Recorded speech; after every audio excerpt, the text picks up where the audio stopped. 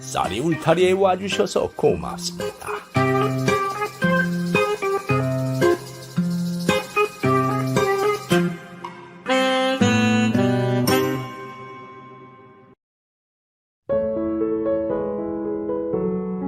이번 이야기는 죄수를 사랑해서 복터진 처녀에 대한 이야기입니다.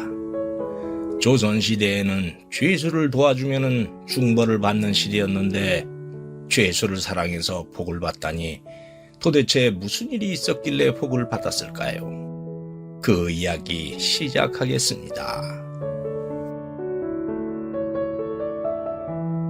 옛날 조선시대 중종임금 때의 이야기입니다. 홍민영이라는 암행어사가 제주도의 어느 고을길을 가고 있었습니다.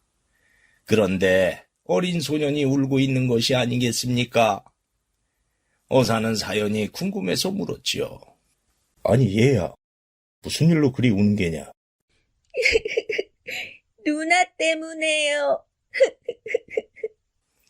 소년은 삼덕이라는 아이였는데 슬피 울고 있는 사연을 어사에게 말했습니다. 삼덕이는 20살 먹은 삼례라는 누이와 고아로 살고 있었고 삼례는 해녀로 바닷속에 들어가서 해산물을 채취하는 물질을 해서 동생과 먹고 살았습니다.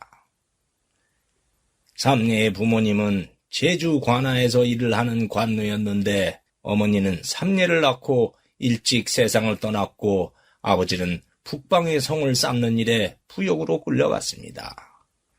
그런데 석수일을 잘하던 아버지는 성을 쌓는 일에 큰 공을 세우다가 죽어버렸고 그 공을 인정받아 삼례와 동생은 노비 신세에서 면천을 받아 평민이 되었습니다.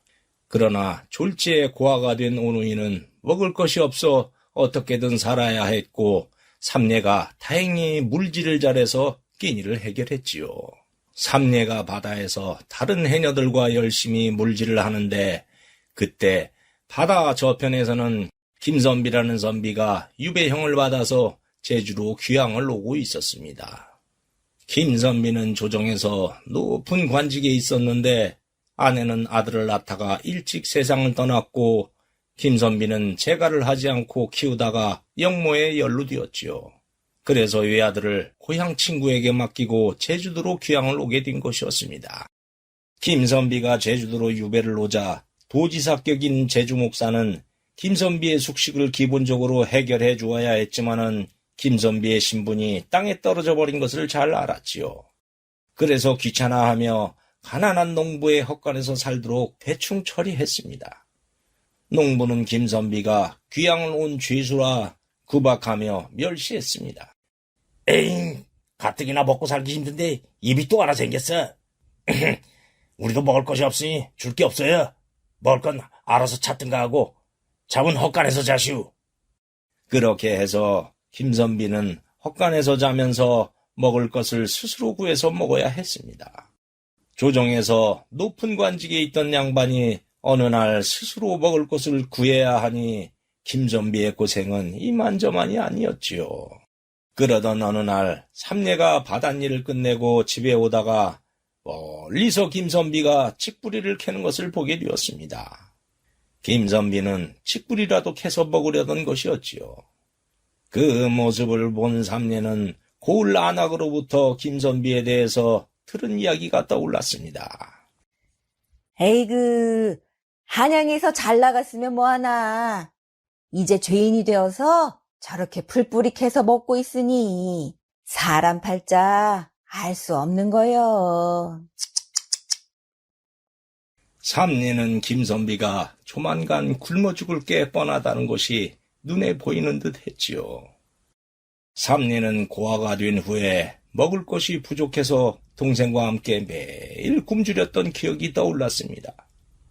인생에서 가장 슬픈 것이 배고픈 서름이라는 말이 있듯이 삼례는 배고픈 서름을 누구보다 잘 알고 있어서 선비를 모른 척 할 수가 없었습니다. 그래서 삼례도 어려운 살림이긴 했지만은 선비에게 보리쌀이라도 주고 싶었지요. 허나 자신은 천한 노비 출신인데다가 외간 남정네라 부끄러워서 동생 삼덕이를 시켜서 먹을 것을 주게 했지요. 삼덕이는 삼례가 시킨 대로 몰래 먹을 것을 놓고 사라지곤 했고 김선비는 그것을 보고 놀라며 감격했습니다. 아니, 누가 여기에 보리쌀을 갖다 놨지? 세상에 이렇게 고마울 수가. 김선비는 그 덕분에 굶지 않고 목숨을 부지하게 되었습니다.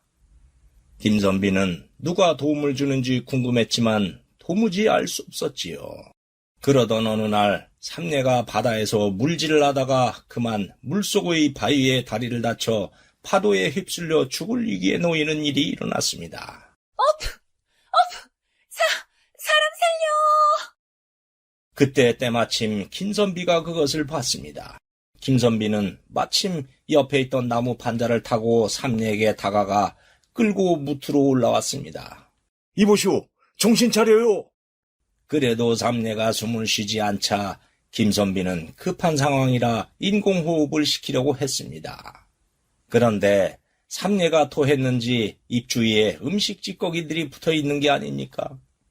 김선비는 기분이 조금 그렇기는 했지만은 사람이 죽어가고 있는지라 그런 걸 생각할 겨를이 없었지요.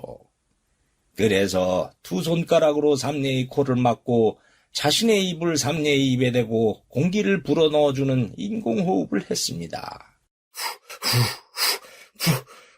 제발 정신 차려요. 그렇게 한참 인공호흡을 하자 삼례의 숨이 터지면서 드디어 숨을 쉬는 것이었습니다. 이게 어떻게 된 일이지요? 처녀가 물에 빠져서 정신을 잃었길래 내가 무트로 꺼냈소. 그래요? 헌데 물에 빠져서 정신을 잃으면 숨을 못 쉬는데 제가 어떻게 숨을 쉬어서 깼지요? 급한 상황이라 어쩔 수 없이 인공호흡을 했소. 선비로부터 인공호흡을 어떻게 했다는 말을 들은 삼례는 포를 쓰다듬다가 음식물이 묻어있는 것을 봤습니다. 그래서 깜짝 놀랐지요. 아무리 사람을 구하려고 그랬다지만은 세상에 토사물이 있는데도 거리낌 없이 입을 대고 인공호흡을 해주었다니 선비의 헌신적인 행동에 삼례는 감동을 해버렸습니다. 그리고 곧 이어서 부끄러움이 몰려왔습니다. 그때 당시에는 손만 잡혀도 큰일인데 말이 인공호흡이지 어쨌든 남녀의 입술이 서로 만나버리는 일이 일어났으니 엄청난 사건이 되는 게 아니겠습니까? 삼례의 볼이 붉어지자 그것을 본 김선비가 말했지요. 내가 처녀에게 무슨 흑심이 있어서 그런 건 절대 아니었소. 사람이 죽어가는데 무슨 수를 써서라도 살려내야 하는 상황이라 그 방법밖에 없어서 그랬소. 이해하시오. 삼례는 입술을 댄 것이 기분 나쁘기는커녕 천한 신분인 자신의 입술에 거리낌 없이 입술을 대서 살려준 심성에 더욱 감동했지요. 그래요? 저는 천한 노비 출신인데다 이렇게 더러웠는데 구해주셨다니 정말 고맙습니다. 고맙긴 사람이 위급한데 살려야 하는 건 당연한 일이잖소. 그리고 두 사람은 이런저런 얘기를 나누다가 김선비는 그동안 먹을 것을 보내준 사람이 삼례라는 것을 알고 깜짝 놀랐지요. 그러면 그동안 나에게 먹을 것을 준 사람이 처녀였단 말이오? 넉넉하게 드리지 못해서 죄송해요. 저희도 먹을 게 부족한지라. 죄송하다니 그것만도 감지덕지였소. 처녀가 아니었다면 난 죽었을게요. 그동안 그 사람이 고마워서 내가 얼마나 찾았는지 아시오? 이렇게 만날 줄은 몰랐소. 그렇게 해서 두 사람은 서로 알게 되었지요. 그 후 삼례는 김선비가 목숨을 구해준 은인인데다가 심성도 좋아 보여서 마음이 조금씩 기울었습니다. 더구나 의지할 사람 없는 고아로 그동안 외롭게 동생을 키우며 척박하게 살아오다 보니 더없이 기대고 싶은 마음이 생기는 것이었지요. 그래서 조금이라도 먹을 것이 있으면 더 갖다 주는가 하면은 김선비가 글을 쓰고 싶어 한다는 것을 알고 지필묵도 구해다 주는 등 많은 도움을 주었습니다. 그런 세월이 가는 동안 김선비는 삼례가 너무 고마웠습니다. 그래서 가난한 삼례의 살림에 어떻게든 도움을 주고 싶은 마음에 매일 바닷가에 나와 생각에 잠겼습니다. 그러던 어느 날 바닷가에 넓게 펼쳐져 있는 갯바위로 된 안반을 보다가 좋은 생각이 떠올랐습니다. 제주도는 뻘이 없어서 염전이 없는지라 육지에서 온 소금을 사서 먹었기 때문에 소금이 금값이었습니다. 헌데 저 넓은 안반에 염전을 만들어서 소금을 생산한다면 그야말로 그 소금은 부르는 게 값이 들 게 뻔했지요. 안반도 평평한 데다가 크기도 800여 평이나 되어서 염전을 하기에는 부족할 것이 없었는데 다만 한 가지 문제가 있었습니다. 파도가 바위 위로 몰아쳐 올라온 다음 그냥 흘러나가 버리기 때문에 소금을 만들 수 없는 것이었습니다. 저 바닷물이 나가지 않게 막기만 하면은 햇빛에 저절로 말라서 소금이 될 거야. 어떻게 바닷물이 나가지 않게 할 수 있을까? 그러다가 막을 방법이 번쩍 떠올랐습니다. 그래서 부랴부랴 삼례를 찾아갔지요. 예? 소금을 만들 수 있다고요? 어떻게요? 제주도에는 돌이 많으니 그 돌로 기초를 쌓고 점토질 흙을 발라가지고 둑을 만들면 물이 나가지 않을 걸세. 예? 정말요?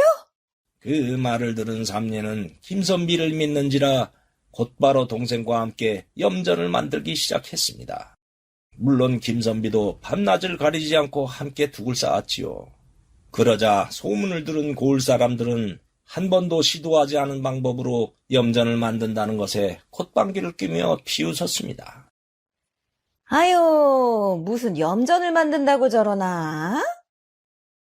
아이 그러게 염전이 저렇게 만들어진다면 진작에 만들었지. 그러나 세 사람은 그러거나 말거나 열심히 염전을 만들었지요. 김선비는 그러는 동안 삼례와 정이 들어서 이런저런 생각이 들었습니다. 삼례는 가진 것 없고 배운 것도 없지만은 마음은 비단같이 착해서 아내로 맞이하면 참 좋은 배필이 될 것이었지만은 자신은 언제 사약을 받을지 모르는 입장이라 그것이 걸렸습니다. 둘이 부부가 된 후에 사약을 받게 되면은 삼례는 과부가 되는 것이어서 한 여자의 인생을 망치게 되는 것이라 차마 마음을 보일 수가 없었지요. 어쨌든 그렇게 세 사람이 2달 동안 고생해서 염전을 만들고 나자 드디어 바닷물이 염전으로 넘쳐 들어오더니 뚝에 막혀서 나가지 않고 햇볕에 말라서 소금이 되는 것이 아니겠습니까? 어머, 선비님, 소금이 되었어요. 야, 허허허허. 그렇게 해서 소금이 만들어지기 시작했고 제주 소금은 바위돌에서 만들어져서 염도가 높아 육지에서 만든 소금보다 더 비싸게 팔렸습니다. 그래서 삼례와 동생은 당연히 부자가 되었지요. 여유가 생기자 삼례는 그동안 척박한 제주도 환경에서 살려고 고생했던 고을 사람들도 동참하게 하여 염전을 일구어서 모두 공동체로 함께 수익을 나누었습니다. 그렇게 해서 온 고을 사람들이 넉넉하게 살게 되었지요. 그렇게 행복한 나날이 가는데 하늘이 질투했을까요? 제주 목사가 삼례와 고을 사람들이 소금으로 떼돈을 번다는 소문을 듣고 염전을 차지하려는 욕심이 생겼습니다. 그래서 삼례를 포박해서 관하로 끌고 갔지요. 내년 바닷가에 있는 안반은 모두 나라 땅인데 거기다가 염전을 만들어서 돈을 벌어들였다는 것이 사실이냐? 소위는 그곳이 나라 것인지 몰랐습니다. 제발 용서해 주십시오, 나으리. 닥쳐라! 니녀는 나라 땅을 무단으로 사용해서 조정을 능멸하고 민심을 증용하겠다. 여봐라! 저녀를 당장 하옥시키고 재산을 모두 몰수시켜라! 예! 삼례와 함께 끌려왔던 김선비는 삼례가 죽게 생기자 목사에게 읍소했습니다. 목사, 그 안반은 농사도 짓지 못해서 그냥 버려진 곳입니다. 그런 곳을 개발해가지고 고을 사람들의 생활에 도움이 되는 일을 한 것이 어찌 죄가 된다는 말씀입니까? 이 일은 내가 주도한 일이니 정 그렇다면 삼례를 풀어주고 나에게 그 죄를 물으시오. 이보시오, 김선비. 당신은 역적죄를 진 죄인으로 제주에 귀양을 왔으면은 주상전하께 속죄를 하면서 살아도 모자랄 판에 전형과 작당에서 조정을 능멸하는 짓을 저질렀소. 그런 행동을 하고서도 반성하기는커녕 전현을 감싸다니 내 그 죄를 적어서 조정에 상소를 올리려다가 참았소. 어서 물러가시오. 그 말에 김선비는 분했지만은 어쩔 수 없는 현실에 좌절할 수밖에 없었습니다. 그렇게 해서 제주 목사는 삼례에게 불법으로 염전을 만들었다는 죄를 씌워서 모든 재산을 가로채고 삼례를 감옥에 가두고 말았습니다. 그래서 김선비는 집으로 와서 원통함에 땅을 치며 눈물을 쏟았지요.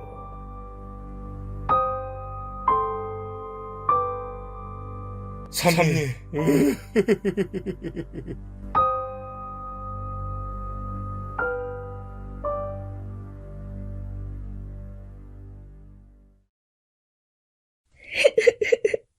그래서 누나는 감옥에 갇혀 있어요.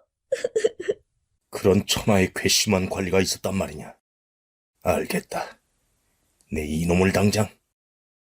암행어사는 삼례의 동생에게 모든 사연을 듣고 분노하여 그 길로 제주 관하로 가서 암행어사 출두를 했습니다. 그리고 제주 목사를 체포해서 염전을 차지하려고 한 죄를 물어 한양으로 압송하고 감옥에 있던 삼례를 석방했지요. 석방된 삼례와 김선비는 다시 만나 고을 사람들과 기뻐하는데 이게 웬일일까요? 그때 조정에서 어명이 왔습니다. 김선비의 영모가 누명으로 밝혀져서 임금은 김선비를 자유로운 신분으로 석방시켜준다는 하명이었습니다. 그래서 김선비는 신분도 되찾고 이제 어디든지 갈 수 있는 자유의 몸이 되었지요. 그렇게 되자 김선비는 그제야 삼례에게 마음을 비쳤습니다. 이북의 삼례. 그동안 내 신분이 죄인이라 내 마음을 보이지 못했네. 헌데 이제 자유롭게 되어서 내가 이렇게 왔네. 내가 그동안 삼례와 함께하면서 많은 정을 느꼈네. 내 처가 되어주면 어떻겠는가. 삼례는 평소에 김선비에게 의지하고 싶었지만은 노비였던 자신의 신분 때문에 마음을 비치지 못했는데 뜻밖의 김선비가 그 말을 하자 놀랐습니다. 나리, 소인 같은 천한 것이 감히 나리의 반려자가 될 수 있는지요? 그게 무슨 말인가? 나는 유배자가 되어서 모든 것을 잃고 살면서 신분이라는 건 껍데기에 불과하다는 것을 알았네. 행복은 마음에서 오는 것이지 신분이나 출세가 아니네. 그러니 나에게는 삼례만큼 착하고 좋은 배필감이 없어. 내 마음을 받아주겠는가? 제 마음은 진작에 나리께 가 있었습니다. 받아주다니요. 오히려 고마울 뿐입니다. 오, 삼례. 그렇게 해서 두 사람은 혼례를 올리고 부부가 되었습니다.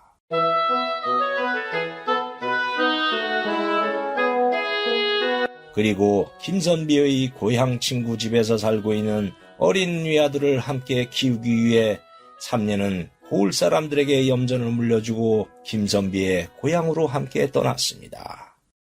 그렇게 해서 삼례는 김선비의 아들을 친자식처럼 키우며 오래도록 행복하게 살았다고 합니다.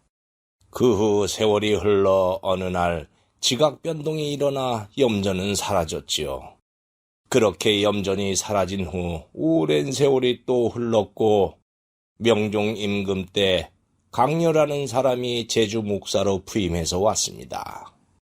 목사는 삼례의 염전에 관한 전설을 들었는지 아닌지는 모르지만은 현재의 제주시 구엄리에 있는 널찍한 안반지대를 염전으로 개발하여 제주 도민들의 생활에 큰 도움을 줬다고 합니다. 지금도 제주시 구엄리에 가면은 안반에 만들어진 염전이 옛 모습 그대로 있어 사람들에게 제주 사람들의 애환을 알려주고 있다고 합니다. 가난하고 어려운 사람을 도우면 삼례처럼 저렇게 복을 받는가 봅니다. 오늘날 세상이 각박해서 나만 생각하며 살아야 잘 사는 것이 현실이기는 하지만은 남을 생각하며 사는 것도 좋은 인생이라고 생각합니다. 대궐 같은 집에서 비싸고 맛있는 것을 먹는 것이 오래 사는 것일 수도 있지만은 남을 생각하고 봉사하는 사람은 머리에서 옥시토신과 도파민이라는 호르몬이 솟아나와 몸도 건강하게 하고 행복한 기분도 주기 때문에 일반인보다 무려 44%나 장수하며 산다는 것을 미국의 코넬 대학에서 밝혀냈습니다. 그러하니 어려운 이웃을 더 생각하고 배려하면서 살면은 내 몸도 건강해지고 행복한 마음이 들어서 오래오래 장수할 수 있으니 오래 살고 싶으면 본인에게 이보다 더 좋은 게 있을까요? 오늘 이야기 여기에서 마치겠습니다. 감사합니다. 구독과 좋아요를 누르면 다음에 영상이 새로 만들어졌을 때 먼저 보실 수 있습니다.